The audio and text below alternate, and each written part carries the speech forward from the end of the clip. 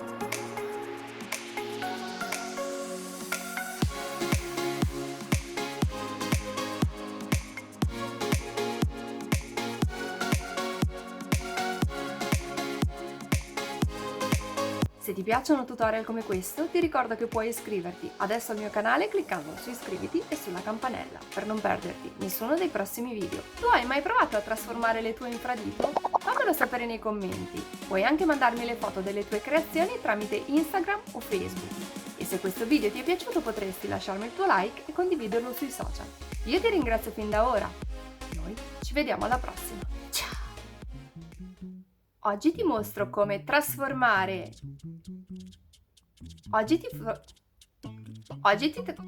Vabbè, ciao.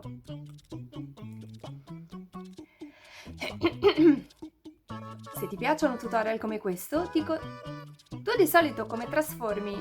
Tu hai mai trasformato le tue infradito?